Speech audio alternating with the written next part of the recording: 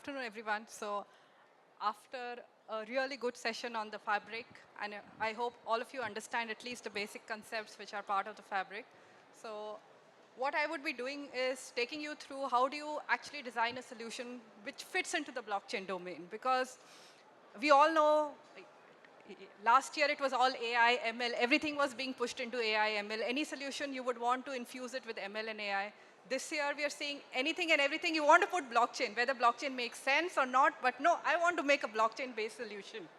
So I'll try to decipher what are the good ways of building a solution, what should be your thought process when you think what would make a good blockchain-based solution. Because what we're seeing in the industry is everybody is in a wait and watch mood. Nobody has actually put in a production level on blockchain and going full-fledged and is able to claim that this is the savings that we are having. Everybody wants someone else to take the next step. But all of them are going through this churning to identify what is a good use case, because I think most of you who are from the business part, you would realize there's a lot of infra cost that is required once you put a blockchain solution in place, because you have to identify the peers, who's going to put in that infrastructure, who's going to manage the data for you, who's going to manage security for you.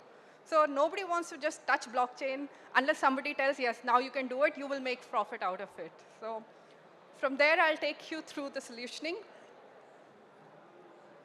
So the first thing is what makes a good blockchain use case? What is the kind of question that you should be looking at? What you should be asking yourself or your end customers? Why blockchain? Something which can be achieved using a portal, do not use blockchain. If you're using it just for dissemination of information, don't use blockchain. You're getting a tank to put a nail in. You don't want to use blockchain then. And I will tell you, there was one of the customers that we met, and we were pitching blockchain to them. And we told them, for mistrust, you should put blockchain. He said, nobody can mistrust us. We will tell them, you have to trust us. So he said, I will put in a portal, people will log in, and they will trust us. So I said, why should I use blockchain? So those are the questions that you need to ask before you arrive at a blockchain-based solution. Because if you don't do this homework initially, while selling that solution, you're going to struggle. Because those questions are going to come back later. I don't know why it is, huh? So first thing, you need to identify a business and a business flow that you're looking at.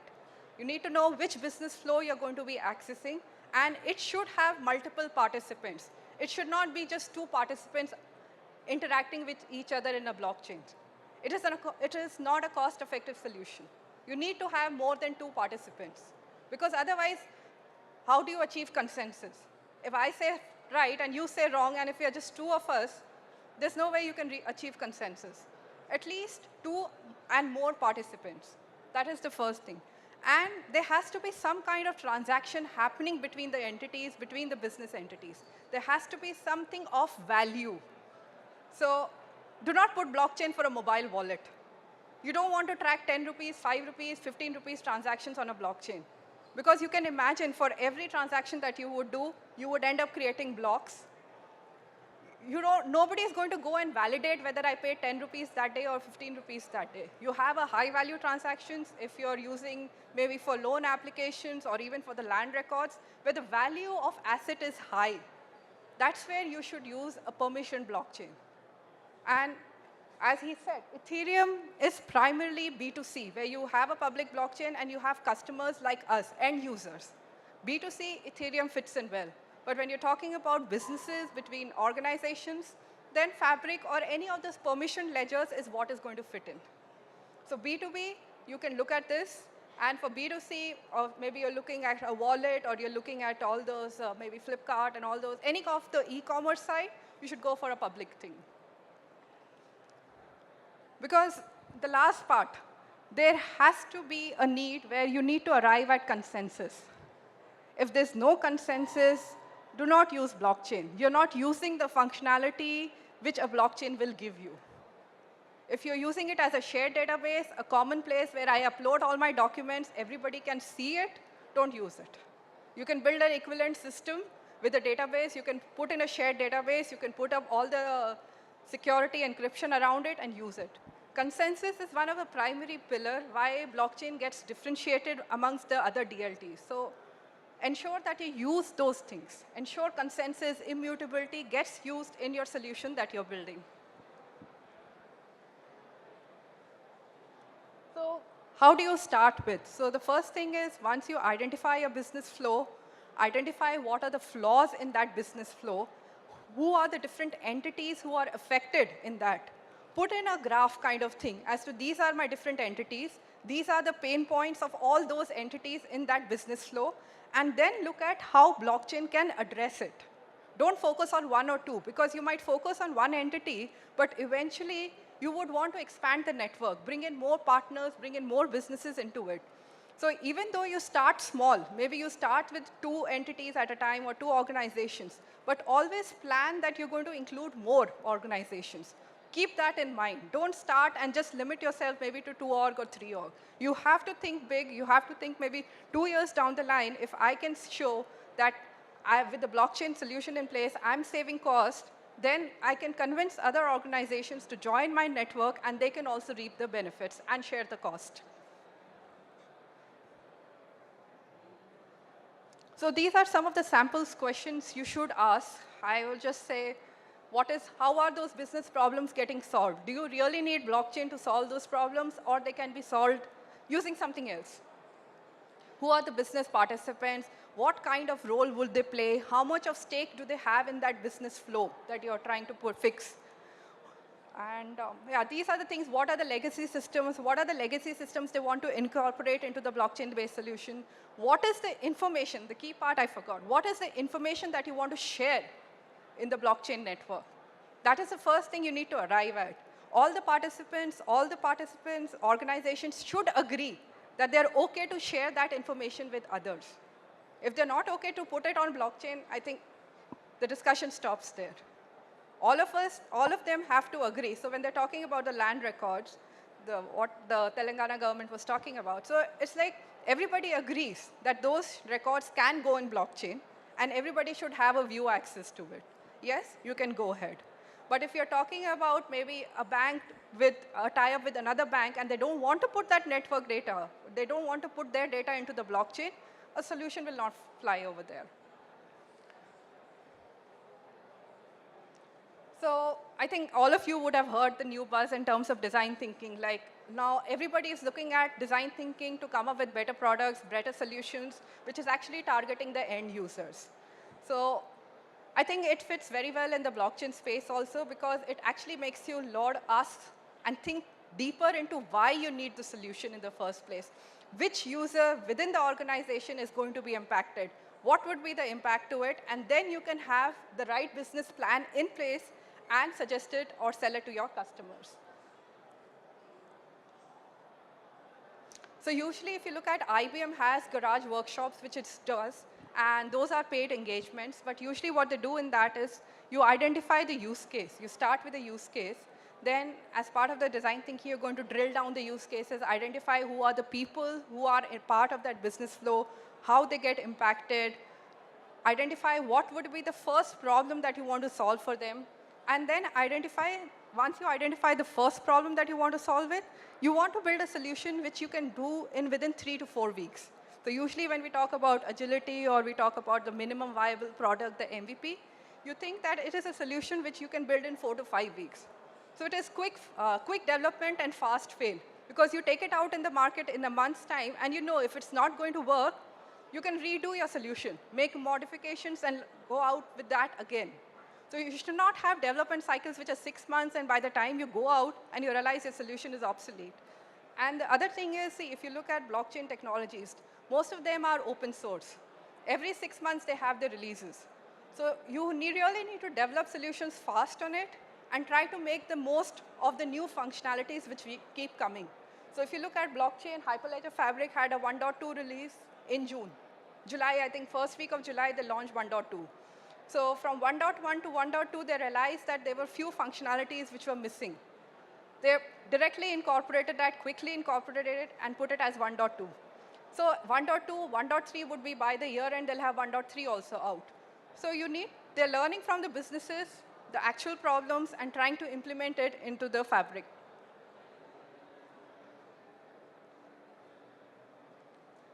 So once you have the use case in mind, so these are the key things that you should always remember, vet any use case that you have in mind with these things. So you need to have a network. Network is the key. 2 or more participants should be growing even more. Consensus. If there's a reason consensus is not required, blockchain is not needed. So there has to be a way that you need to have consensus. Provenance can be achieved in any way because any application that you develop, you usually have some kind of logging that you maintain. So provenance will actually ensure that you're tracking everything, whatever has happened, whatever transactions have been executed. Immutability, you're ensuring that whatever data gets written into the blocks does not get changed, does not get deleted. So the first 2 things, network consensus is required. So that is why any solution, discuss with the customer to see whether you have the consensus, the customer needs the consensus or not. The next part is when you're developing any blockchain-based solution, I'm talking about the permission ledgers here, you need to identify who are the key players and who are the peripheral players. So in terms of key players will be the one who will say, I'm hosting the peer. I will decide on the smart contract. I will fund the infrastructure. The peripheral players could be the users of that infrastructure. It could be an end user for me. So if SBI decides that they want to put a blockchain-based solution, SBI would be the main player. I would be a tertiary player because I would be using their app, which eventually interacts with the blockchain. So you need to create a demarcation between who would be a primary player in the organization or primary players in your solution and who are the peripheral ones. And what are the different kind of connections that would be there? Who would be talking to whom?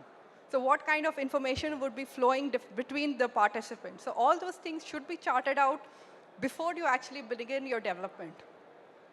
Because what I've seen is even, Raghavendra was saying with the composer, you can quickly develop your application in a day's time. But if you have not done this kind of homework, the simplest code will take 2 weeks because you'll realize, oh, I have missed this business flow between these entities. Now I have to redo that code. Even though it is faster, but you would keep redoing that coding part of the smart contract because you've not done the homework, not calculated, taken into consideration all the business flows between all the entities that you want to address. And then look at the priority nodes. Who are the key people who's going to be affected? Because they are the first ones whom you can attack for a blockchain-based solution. Identify those key people, see what is the advantage to them. And whenever you talk about advantage to them, keep it big, make it big. Don't say you'll get 10%. Talk about 50%, 60%. Nobody would want to put in a blockchain infrastructure for 10% of an advantage. You say 10% maybe initially, and then it will grow for. So focus on, when you're selling that solution, tell them it is going to be a huge saving in terms of times, or they will save a lot of reconciliation effort. Focus on that. Think big. If you think small, nobody is going to buy it. And the last one is who forms the consensus network. So who are the entities who are going to say, yes, you can go ahead with this transaction. So that decision also has to be taken when you're developing your smart contract. So who's going to say yes? It could be, see, it will never be end users who are the application users. It will never be us. It would be the entities, the organizations who are setting up the blockchain network. They're the ones who are going to decide who's going to endorse the transaction. So decide on that. So next thing is, I think this is more on the design thinking part where you identify who are the different users in different organizations, what is the current process, what are the deep pain points for them right now. So unless you identify the correct pain points, your solution will not be good enough.